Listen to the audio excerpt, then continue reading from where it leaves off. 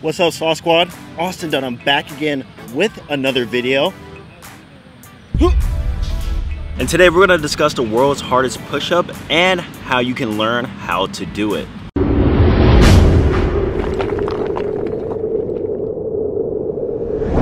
Now you might be asking yourself, Austin, what is the world's hardest push-up variation? Well, let me tell you here first, it's not the one-arm push-up. It's not those crazy explosive push-up variations you keep seeing on Instagram. And no, it's not even that handstand push-up you saw me do at the introduction of this video. In fact, the world's hardest push-up variation is a combination of a few different exercises. So now that you have an idea of what it probably looks like, let me show you this little video compilation of the world's hardest push-ups.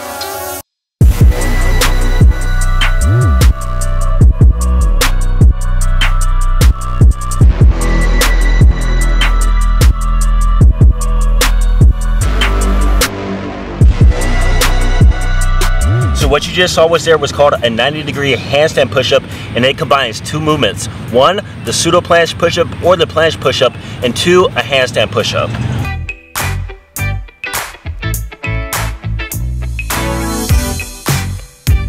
Pretty easy, right?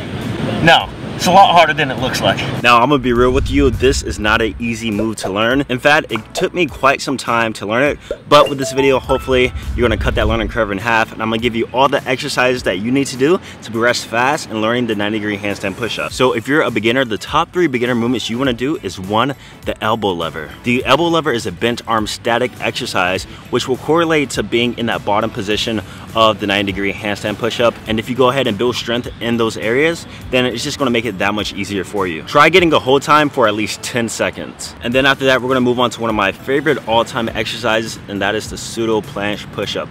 The pseudo planche push-up should be a staple exercise in all beginner and intermediate routines. Why? Because since you're pushing from the center of gravity, it correlates to a lot of advanced movements that you're gonna wanna do down the road. So this whole time I've been talking about chest exercises. However, we cannot leave the shoulders out of here because, like I said, this is a 2-part movement. So the best beginner shoulder exercise you want to start doing is just a simple pike push-up. It's pretty much the #1 exercise that beginners can start doing today to build that basic shoulder strength needed to, 1, go into the handstand push-up and then go into the 90-degree handstand push-up.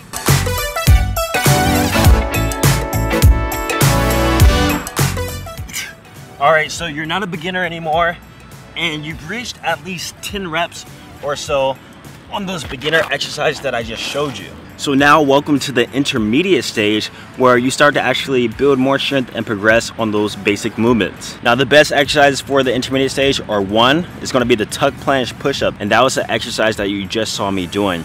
This is essentially making the pseudo planche push-up harder, and we're progressing our way to a full planche or a straddle planche push-up where we're literally doing push-ups without legs. So next we want to progress on our shoulder strength and stop doing those pike push-ups, and now we're going to move into the wall handstand push-up to build up our shoulders. Now here's a huge tip with the wall handstand push-up. You want to do a stomach to wall and make sure that your shoulders are going above your palms. You don't want to be doing the back to wall handstand push-up and going straight down. That does not correlate to the 90-degree handstand push-up that well. Now, if you break down those movements I just given you, you can already tell on how it starts to translate to the world's hardest push-up. A tuck planche push-up, the horizontal pushing motion, and now the vertical pushing motion, and soon we'll be able to combine it. But also, here's another crucial step that you must master in order to get this push-up variation. And that is, of course, a freestanding handstand. If you're not able to hold a freestanding handstand, then this makes the push-up variation really not even worth it and unable to do. So when you think about it, it's actually 3 movements. A static handstand coming down into a planche push-up, and then from there pressing into a handstand push-up. All right, now you're an advanced athlete. Welcome to the club, high five. And you want to get to the full 90-degree handstand push-up. So you should be able to hold a freestanding handstand now. And let me tell you the best exercise to do once you're in the stage. The first one is Divebomber variations. Essentially, this is the 90-degree handstand push-up, except your feet will be on the ground, and you'll be training the same muscle groups that it would take to do the full 90-degree handstand push-up in one fluent motion.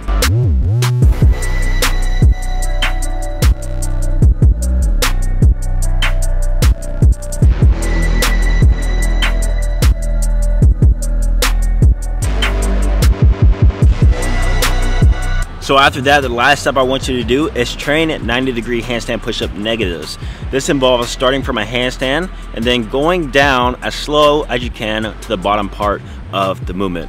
I also forgot to mention that this might be easier to learn if you use some type of parallettes or push-up bars. And the ones that you're seeing in this video are my very own signature parallettes and push-up bars and dip bars, and they're called the double dip bars. The double dip bars are essentially a 2-in-1 piece of equipment, providing you parallettes, push-up bars, and also dip bars. The way they are capable of doing that is extending up to a dip bar position by using the provided extensions. Now, if you're watching this video, the pre-orders are being sent out very, very soon if they haven't been already.